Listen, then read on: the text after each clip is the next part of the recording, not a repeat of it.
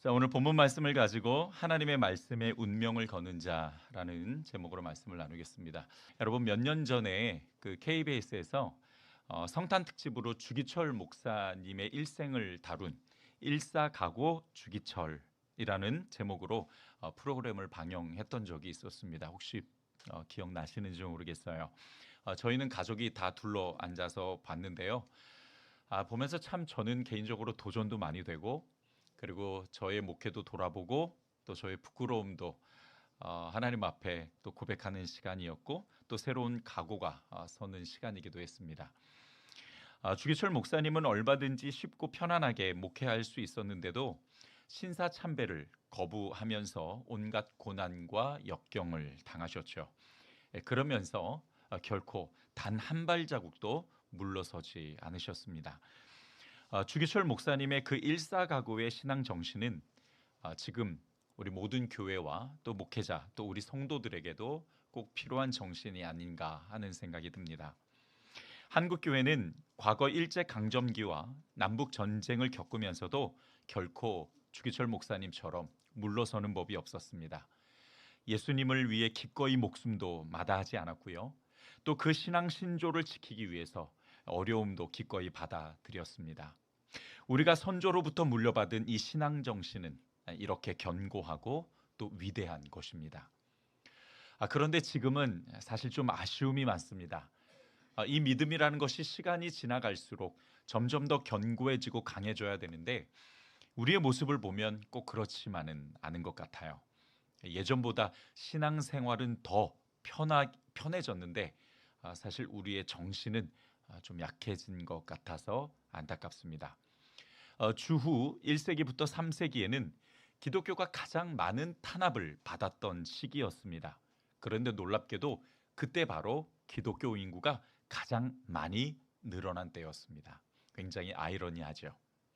그러다 3세기에 기독교가 로마의 국교로 지정되면서 이제 그리스도인들이 더 이상 탄압이나 또는 핍박을 받지 않고 자유롭게 신앙생활하고 또 예수님을 믿을 수 있게 되었죠.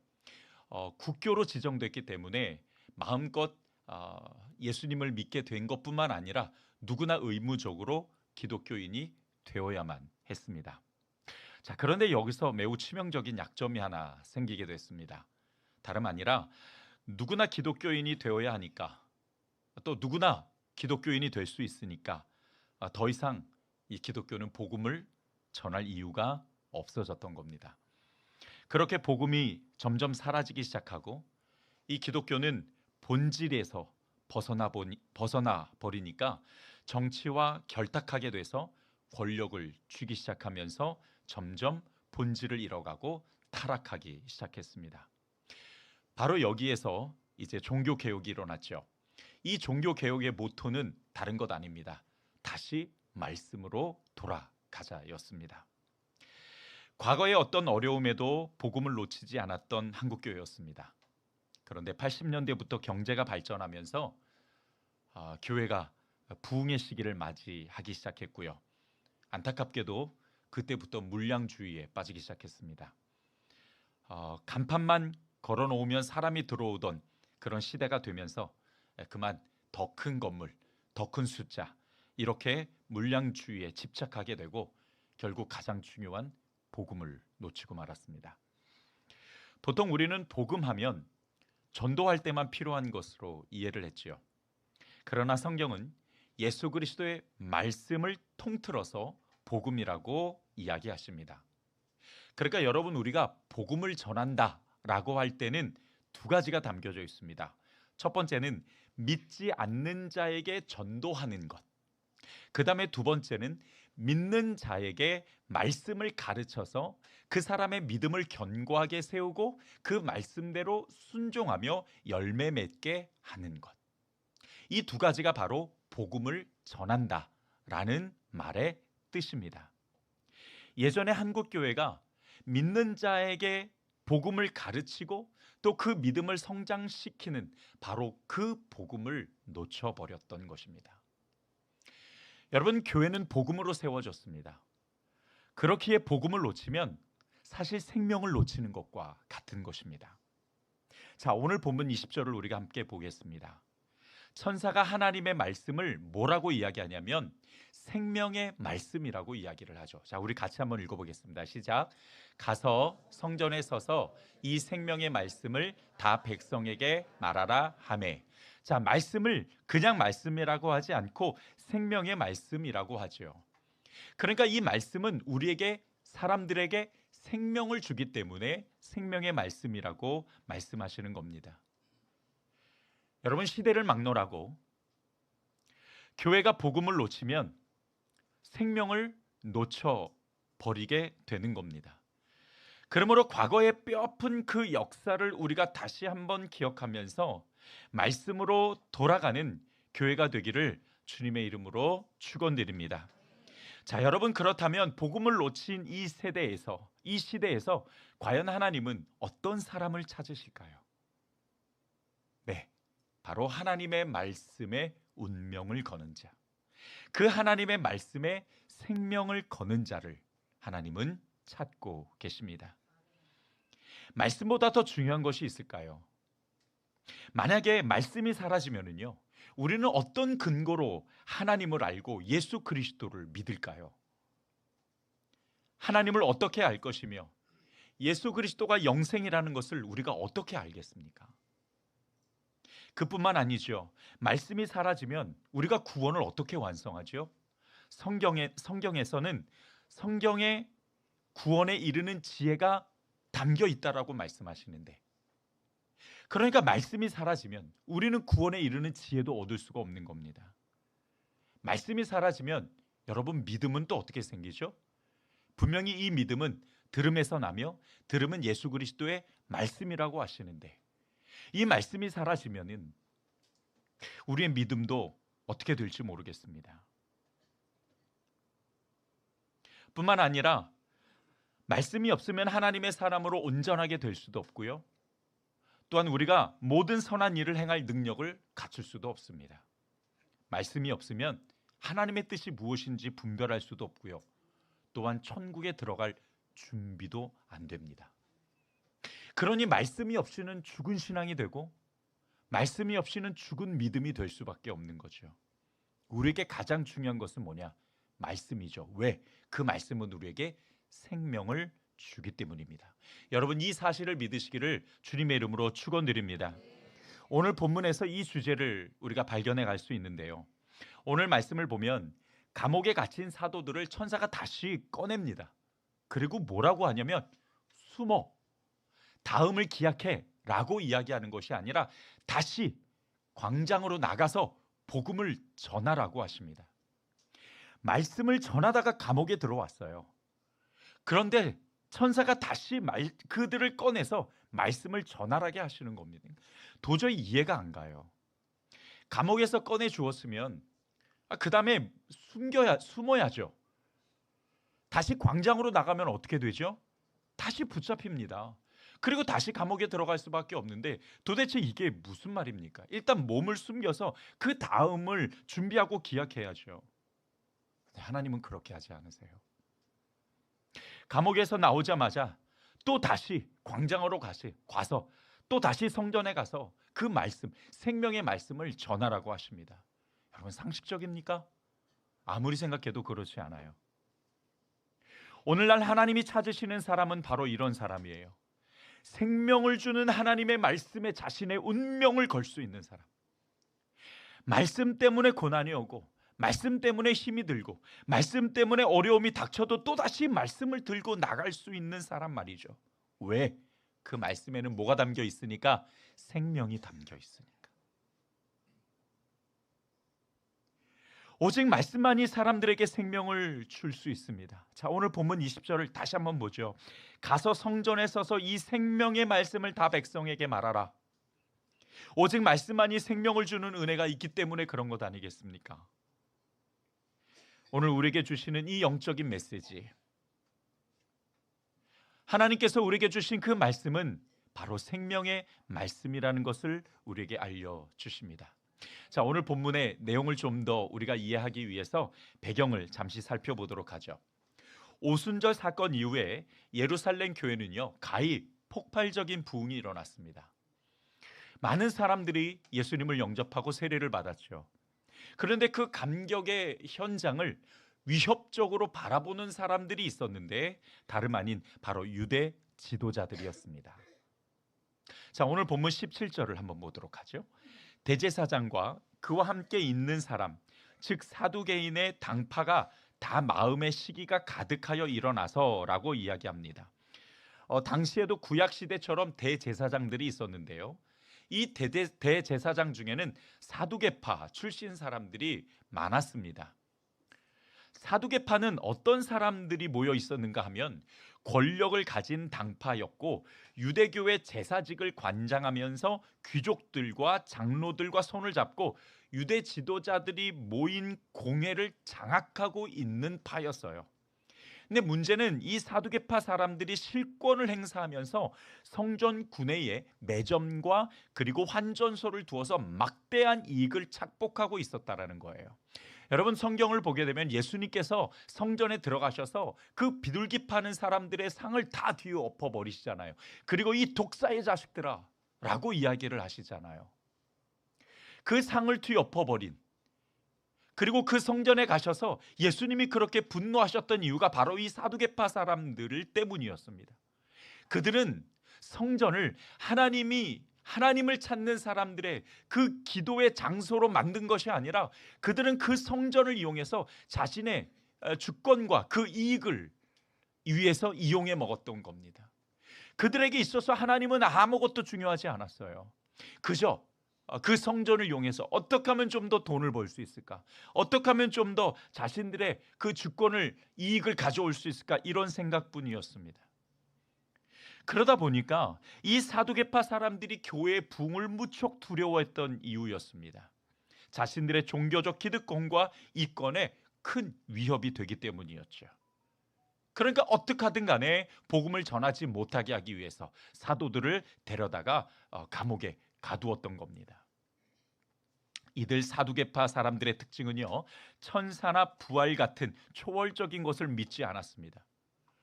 도대체 이들은 하나님을 제대로 믿었는지 의구심이 들 정도죠. 오롯이 그들은 기득권과 물질만 바라보고 있었습니다.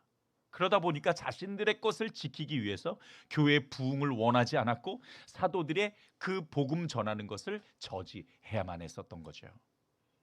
특히 이들이 이 복음에 굉장히 민감하게 반응할 수밖에 없었던 이유는 자기들이 예수님을 불법으로 죽였기 때문이었습니다.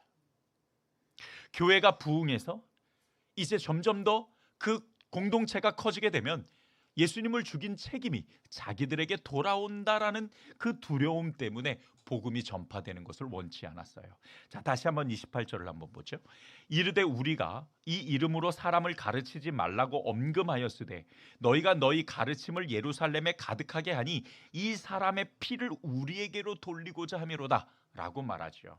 예수님을 죽인 책임이 자기들에게 돌아갈까 봐 교회를 핍박하고 사도들을 감옥에 넣었던 것입니다. 여러분, 우리가 이 사건을 그냥 역사적으로만 보게 되면은 그렇구나라고 볼 수 있을 겁니다. 그러나 영적으로 보면은 분명히 다릅니다. 그냥 우리가 인간적으로 보면은 그냥 유대 지도자들의 위협 정도로밖에 보이지 않지만 영적으로 보면 사단이 유대 지도자들의 마음을 조종하고 움직여서 하나님의 나라가 확장되는 것을 막고 있는 것이지요. 오늘 보면 17절을 보면 대제사장과 그와 함께 있는 사람, 즉 사두개인의 당파가 다 마음에 뭐가 가득했어요? 시기가 가득했어요. 여러분, 이 시기는 하나님이 주시는 겁니까? 아니죠. 누가 주는 거예요?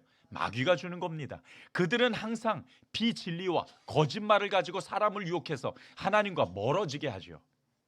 이들에게 시기를 주어서 죄를 짓게 하고 그리고 이 시기로 복음이 증거되는 것을 막았던 겁니다. 사단의 전략이었어요. 여러분, 사단이 가장 경계하는 것 두 가지가 있습니다.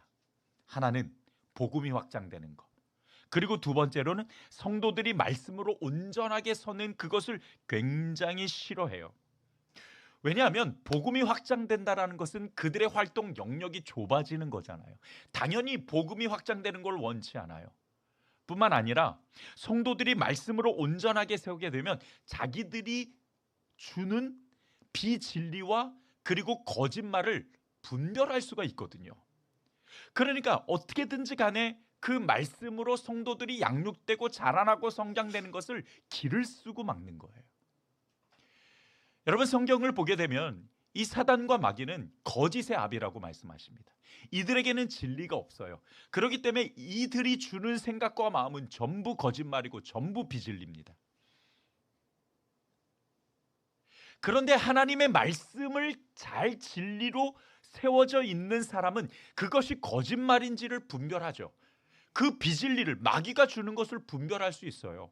여러분, 예수님께서 40일 금식을 끝내신 후에 이제 성령에 이끌려서 광야로 나아가시죠. 거기서 마귀의 유혹을 받으십니다. 세 가지 유혹을 받으셨을 때 예수님은 뭘로 이기셨어요? 말씀으로 이기셨어요. 진리가 있으니까 그 마귀의 유혹을 분별해 내셨던 겁니다. 지지난주 이 유혹에 대해서 우리가 함께 말씀을 나눴습니다. 마귀가 주는 생각들은 다 비진리고 다 거짓말이에요. 그래서 여러분, 이 뱀이 하와를 유혹할 때에 세 가지 거짓말을 합니다. 죽지 않는다, 눈이 밝아진다, 하나님과 같이 된다. 이게 죄의 속성입니다. 이 거짓말을 가지고 사람을 유혹해서 결국에서는 죄를 짓게 만들지요. 그 죄가 하나님과의 거리를 점점 더 멀게 하는 겁니다. 사단이 늘 경계하는 것은 성도들이 진리와 말씀으로 무장되고 그들이 분별력 있게 살아가는 그것을 가장 경계해요. 그래서 어떻게든지 간에 말씀이 왕성해지고 그 말씀의 본질을 향해 가고자 하는 성도와 교회는 가만히 두지 않아요. 어떻게든지 간에 공격하고 어떻게든지 간에 유혹을 해서 무너뜨리려고 하는 것입니다. 복음을 전하고 말씀으로 성도를 온전하게 세우는 것은 마치 보이지 않는 악한 영의 세력과 영적 전쟁을 치르는 것과 같아요. 그렇기 때문에 사활을 걸어야 돼요. 그렇기 때문에 교회가 이 말씀에 생명을 주는 이 말씀에 목숨을 걸지 않으면 성도들은 점점 죽어갈 수밖에 없는 것이 현실입니다. 여러분, 분명히 성경은 하나님의 말씀이고 하나님이시고 그 말씀이 육신이 되어 오신 분이 예수 그리스도라고 하시죠. 말씀이 멀어지면 누구와 멀어지는 거예요? 하나님과 멀어지는 거예요. 그러니까 마귀가 절대로 그냥 두지 않습니다. 오늘 본문 말씀에서 주시는 이 영적인 교훈을 우리가 살펴보면서 이제 새안교회 모든 성도가 또 우리 교회가 하나님이 찾으시는 사람, 하나님의 말씀에 운명을 거는 교회, 그런 성도들이 될 수 있기를 주님의 이름으로 축복합니다. 첫 번째, 교회는 그래서 생명의 말씀을 담대하게 전하는 공동체가 되어야 합니다. 하나님께서 왜 감옥문을 열어주셨습니까? 생명의 말씀을 전하라고. 그것이 사도들의 사명이기 때문이죠.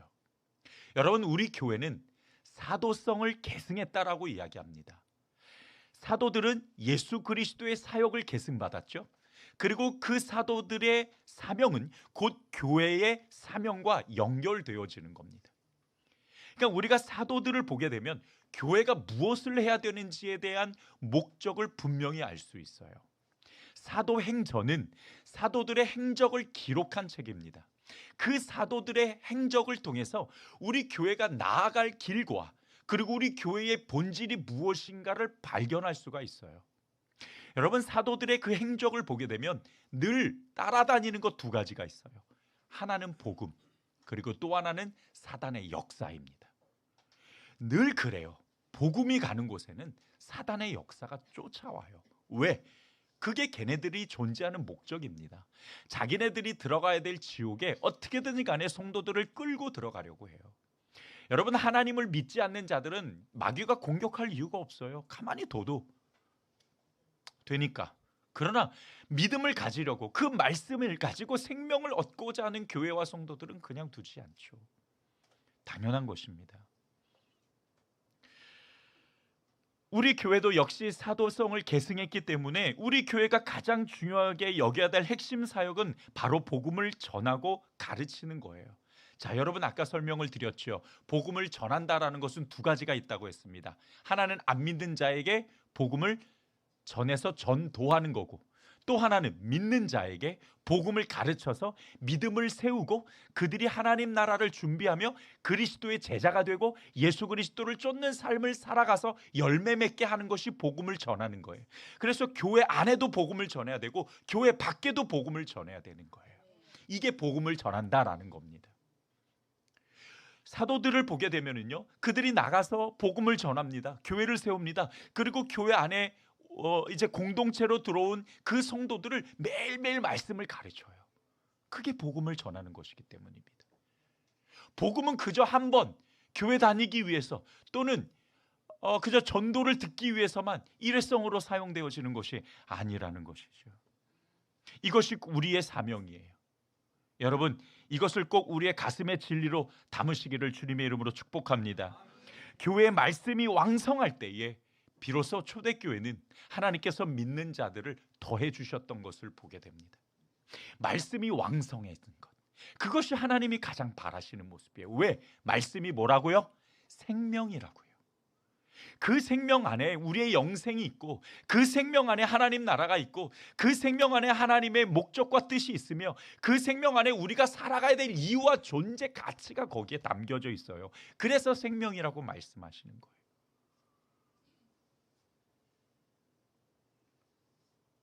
교회의 말씀이 왕성할 때에 비로소 이 교회가 가장 본질적인 교회가 되고 하나님이 기뻐하시는 교회가 되는 줄 믿으시기 바랍니다.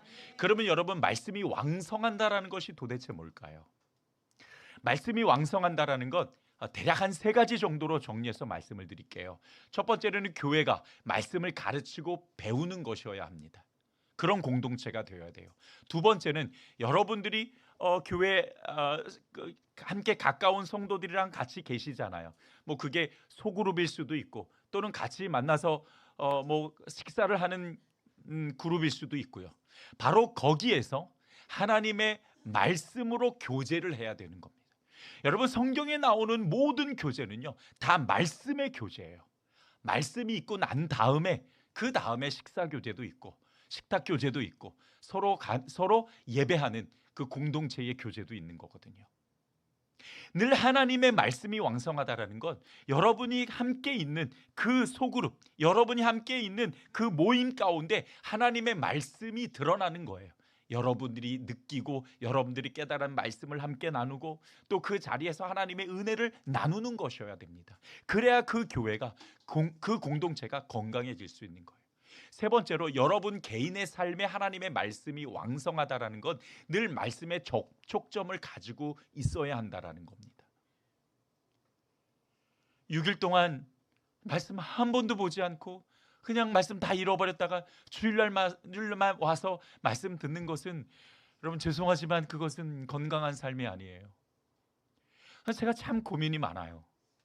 그래도 양육 받으시는 분은 매주 한번 모여서 말씀이라도 나누는데 그 양육을 받지 못하시는 분들은 정말 그 말씀을 어떻게 접촉하고 가지고 살아가시는지 도대체 알 방법이 없어요. 어떻게 하면 좋을까? 늘 그 고민을 하면서 기도하다가 얼마 전에 하나님께서 저에게 그런 마음을 주셨어요. 뭐냐면 우리 성도들이 하루를 시작할 때에 성경 한 장을 읽고 그리고 그 성경에 대한 내용을 메시지로 정리해서 들으시면 참 좋겠다. 그렇게 하루를 말씀으로 시작하고 그 말씀을 묵상하고 고민하면서 그 말씀을 붙잡고 하루를 살아가면 그것이 우리 성도들의 신앙과 삶에 말씀이 풍성해지기 시작하겠다라는 딱 감동을 주신 거예요. 그래서 이걸 어떻게 실천할까 고민하다가 제가 영상을 제작할 겁니다. 매일 제가 이제 성경 한 장을 읽고 그 읽은 내용을 가지고 이제 그 안에 담겨져 있는 메시지를 제가 잠깐 설교를 할 거예요. 그리고 그 영상을 매일 제작을 해서 여러분에게 나눠 드릴 겁니다. 그러면 여러분이 그걸 가지시고 하루를 시작하실 때 뭐 버스를 타고 가시든 운전을 하고 가시든 하루를 시작하는 그 시간의 공간에 여러분이 하나님의 말씀을 한 장 들으시고 그리고 그 말씀에 대한 메시지를 들으심으로써 하루에 필요한 그 말씀을 붙잡고 살아갈 수 있도록 도와드리려고 합니다. 여러분은 아멘이시겠지만 저는 굉장히 심각합니다. 왜냐하면 여러분 제가 딱 생각해 보니까 한 주에 제가 설교 준비를 9편을 합니다. 사실 한 편 준비하는 것도 참 쉽지 않은데 9편을 준비해야 되고요. 그리고 3번의 양육을 하죠. 또 그뿐만 아니라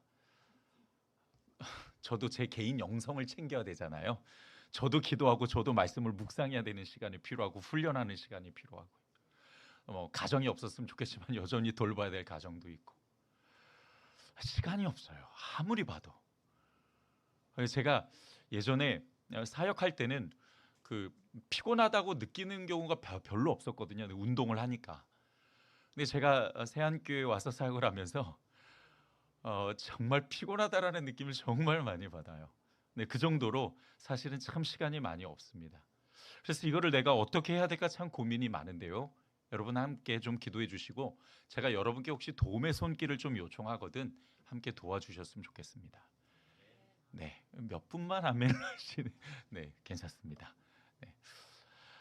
아무튼 그렇게 해서 여러분의 개인의 삶과 신앙에 말씀이 왕성해질 수 있도록 제가 조금 더 돕도록 하겠습니다. 중요한 것은 이렇게 말씀이 왕성해져 갈 때에 비로소 교회는 본질을 향하고 교회는 건강해질 수 있다는 거죠. 자, 우리가 오늘 한 가지 함께 좀 생각해 볼 수 있는 것은요. 하나님께서 감옥문을 열어주셨는데 앞서 말씀드렸던 것처럼 이게 재판을 통해 풀려난 것이 아니라 하나님께서 천사를 통해서 몰래 풀어주신 거거든요. 그런데 성전에서 말씀을 가르치다 보면 결국 또다시 잡혀갈 수밖에 없어요. 오늘 본문을 보게 되면 결국 또다시 잡혀갑니다. 물론 감옥에 들어가지는 않고 공회에 서서 심판을 받게 되는데 결국 또다시 잡혀갈 걸 왜 하나님께서는 풀어주셔가지고 효율성이 없어 보이게 만드시는 걸까요? 아무리 생각해봐도 정말 이거는 효율적이지 않아요. 이건 별로 좋은 방법은 아닌 것 같아요. 맞아요. 여러분, 하나님은요, 복음을 전하는 일에서는 효율성을 따지지 않으세요. 그런데 그 효율성을 누가 따지냐? 우리가 따져요. 가만히 제가 생각해 보니까 효율성을 따지는 이유가 2가지더라고요. 첫 번째로는 핑계 대려고. 그 다음에 2번째로는 또는 부담스러워서 혹은 사람들이 혹은 세상이 두려워서. 자, 오늘 본문 26절을 보면은 사도들을 다시 잡아들이려고 했지만 백성들을 두려워해서 그렇지 못한 것을 보게 됩니다. 교회가 생명의 말씀을 전하기 위해서 결코 세상을 사람들을 두려워해서는 안 되는 거예요. 어떤 효율성, 시간적인 효율성, 장소적 효율성, 방법의 효율성? 아니요. 그런 거 없어요. 성경에는요, 하나님은 그 전도에 미련한 것으로 사람들을 구원하시는 것을 기뻐하신다라고 말씀하세요. 사람들이 보기에 이 전도는요, 미련합니다. 효율성이 없어요. 그 매 나가서 전도지 나눠주고 강냉이 나눠줘서 그게 전도가 돼요? 우리가 생각할 때는 안 돼요. 여러분, 수요일마다 함께 모여서 기도하고 이렇게 매 일일이 다 깡냉이 포장해가지고 나눠주거든요. 받을 때는 좋아합니다. 그런데 그거 깡냉이 받아들고 여기 한 명도 안 와요. 야, 좀 그렇게 먹거리 싹 다 능지. 그런데 우리는 매주 나갑니다. 인간적으로 보면 효율성이 없죠. 그런 것보다 좀 더 다른 효율성 있는 방법을 사용하는 게 더 좋을 것 같습니다만 그렇지 않아요. 전도에는 효율성이 없습니다. 그냥 닥치는 대로 가서 하는 거예요. 오늘 본문을 보십시오. 결국 또 잡혀 들어올 거 뻔히 아는데 천사가 풀어주고 그리고 나가서 광장에서 복음을 전하라고 하지 않습니까? 얼마나 전했는지 모르겠어요. 그러나 또 잡혀왔습니다. 그래도 복음은 전해져야 한다는 거예요. 여러분, 우리 이제 지역 그 봄의 교향곡으로 지역 모임을 다 했습니다. 그 지역 모임 하면서 그 봄의 교향곡 하면서 여러분과 함께 나눴던 말씀 기억하십니까? 바울 사도가 복음을 전하면서 참 많이 두려워합니다. 그 본문을 18장을 보게 되면은 어떤 내용이 나오냐면 바울 사도가 막 복음을 전해요. 근데 그 복음을 전하는 현장에 많은 사람들이 예수님을 믿고 세례를 받아요. 근데 그런 모습을 보면 되게 감격해야 되는데 바울 사도는 뒤에서 팔팔팔 떨고 있어요.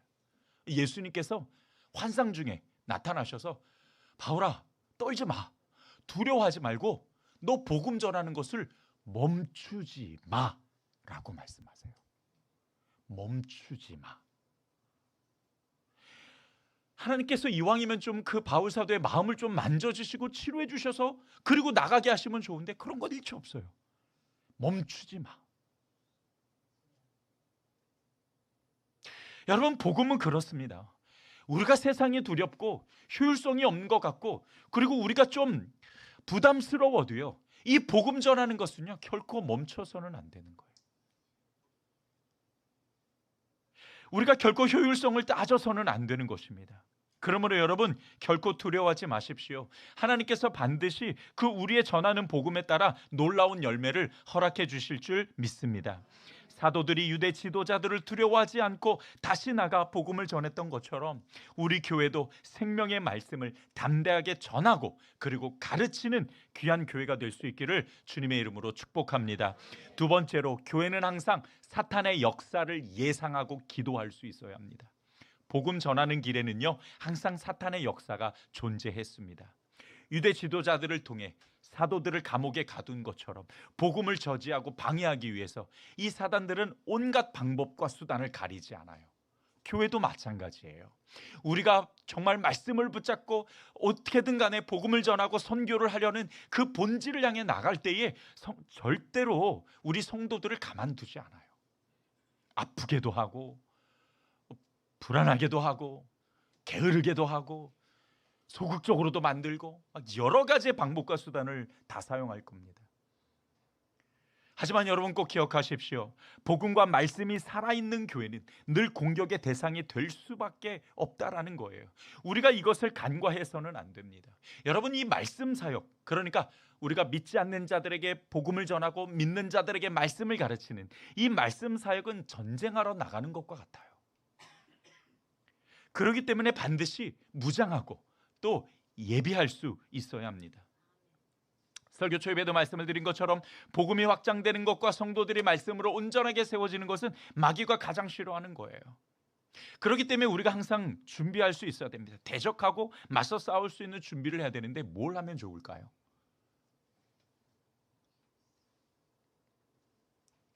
그건 목사님이 가르쳐 주셔야지 우리한테 질문을 하면 어떡해요? 그죠?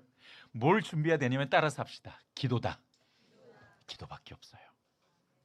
기도는 우리의 영혼을 깨어있게 하죠. 옳고 그름을 분별할 수 있게 하고 시험을 능히 이겨낼 수 있는 힘과 능력을 줍니다. 그래서 여러분, 말씀과 기도는 항상 균형을 맞춰서 같이 가야 되는 겁니다.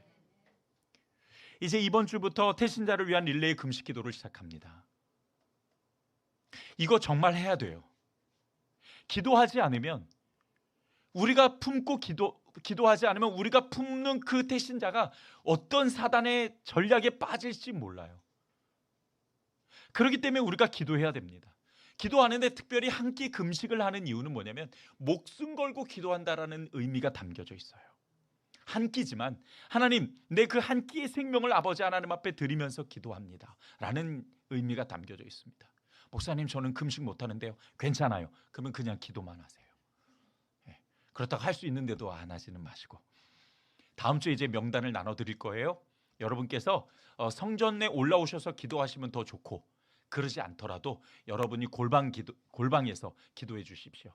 골방 기도라는 것은 다른 것에 일체 방해받지 않는 장소와 시간대를 결정하셔서 여러분이 무릎 꿇으시고 하나님과 직접적인 그 교제와 또 기도를 이야기하는 것입니다.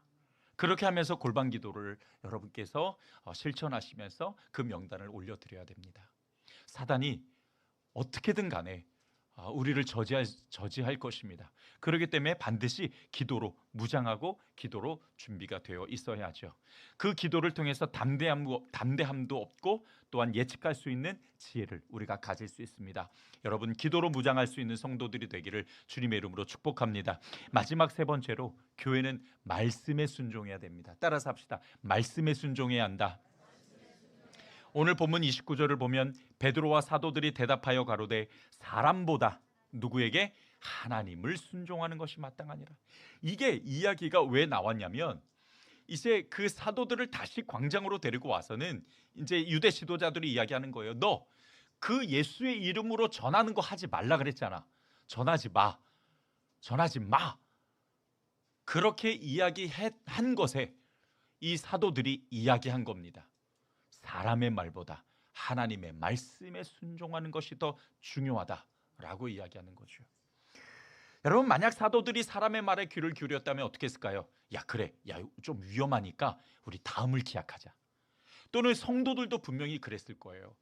사도들이요, 정말 지금은 너무 위험하니까 우리가 다시 좀 계획과 전략을 짜서 그리고 좀 몸을 사렸다가 하면 좋겠습니다. 아마 다들 이렇게 이야기했을 거예요. 근데 사도들은 뭐냐? 하나님의 말씀에 순종하는 것이 중요하다고 이야기합니다. 왜? 하나님께서 감옥에서 꺼내주셔서 생명의 말씀을 전하라고 하셨으니까. 저는요, 여러분, 이 원리와 법칙이 우리 교회도 역시 동일하게 적용된다고 생각합니다. 교회가 사람의 말이 가득하잖아요. 그러면 그 교회의 주인은 사람이 되고 맙니다. 우리가 귀를 기울이고 들어야 될 말은 사람의 말이 아니에요. 다른 사람이 뭐라 그러든 간에 중요하지 않아요. 중요한 것은 성경이 뭐라고 말씀하시느냐는 거죠. 제가 우리 성도들한테 그렇게 이야기했어요. 저를 설득시키고 싶으면 성경 가지고 와라. 그러면 제가 대번 설득당하겠다라고 말씀을 드렸어요. 성경에서 뭐라고 말씀하시는가가 중요한 거지. 사람의 생각과 말이 그렇게 중요하지 않아요. 우리 각자의 생각과 말이 다 다른데 누구를 쫓아갑니까? 중요한 것은 하나님이 뭐라고 말씀하시냐는 거예요. 우리가 귀를 기울여야 될 것은 하나님의 말씀이에요. 성경이 뭐라고 말씀하시는지 그 근거를 우리가 알아야죠. 여러분, 영적 지도자가 여러분께 선포하는 그 말씀에 귀를 기울이시고 그 말씀을 따라가시기를 주님의 이름으로 축복합니다. 그래야 교회가 본질을 향해 가고 그래야 교회가 기울어지지를 않아요. 그런데 사람의 말을 들으면요, 이 사람 말을 들으면 이렇게, 그러면 또 저쪽에서 우왕, 또 이 사람 말을 들으면 또 저렇게 좌왕. 당연히 그렇게 될 수밖에 없어요. 그래서 사실 우리 성도들이 꼭 해야 될 영성훈련 중 하나는 침묵이에요. 자신의 생각과 마음이 어떻다 할지라도 성경에서 우리에게 말씀하시는 하나님의 말씀에 집중하기 위해서는 우리의 말을 줄여야 돼요. 제발 좀 여러분께 드리는 이야기가 아니라 우리 모두가 다 사실은 이 침묵의 영성을 가져야만 된다고요. 다 각자 생각들과 주관들이 있죠. 다 중요해요.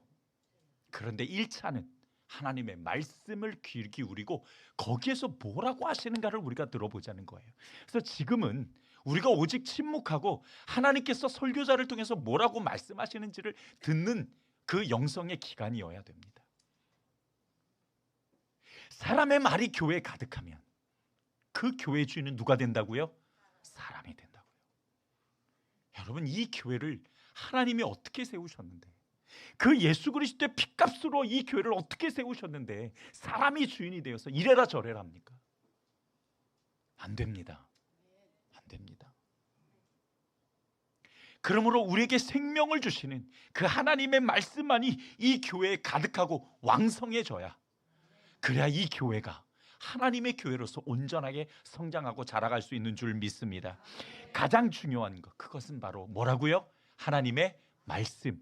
왜 그 말씀이 중요합니까? 우리에게 뭘 주기 때문에? 생명을 주기 때문에. 꼭 기억하셔서 우리가 이 하나님의 말씀을 전하는 것, 그러니까 우리가 믿지 않는 자들에게 전도를 하고 믿는 자들에게 그 말씀을 가르쳐서 참 그리스도인이 되게 하고 그리스도의 제자가 되게 만드는 바로 이 사역에 우리가 좀 더 집중하고 주목해서 정말 우리 교회 말씀이 왕성해지고 우리 성도들의 개인의 삶과 신앙에도 말씀이 왕성해질 수 있기를 주님의 이름으로 축복합니다. 바로 거기에서 생명이 시작된다라는 것, 나의 믿음과 나의 삶과 내가 오늘을 살아내야 될 모든 삶의 정체성과 목적이 바로 그 생명, 그 말씀에서부터 시작된다는 것 꼭 기억하시고, 그 어떤 것보다도 하나님의 말씀이 우리의 삶과 우리 교회와 우리 신앙에 가장 권위 있는 것으로 세워질 수 있기를 주님의 이름으로 축복합니다. 기도합니다. 하나님 감사합니다. 오늘 말씀을 통해서 이 설교를 통해서 이제 우리 교회가 말씀이 더욱더 풍성해지고 정말 무엇보다도 우리 교회와 또 소그룹과 그리고 우리 성도들의 각자 개인의 삶에 말씀이 더욱더 풍성해져서 하나님의 그 생명을 우리가 얻어서 하루하루를 의미 있고 하나님의 영광으로 살아낼 수 있도록 역사하여 주시옵소서. 예수님의 이름으로 기도드렸습니다. 아멘.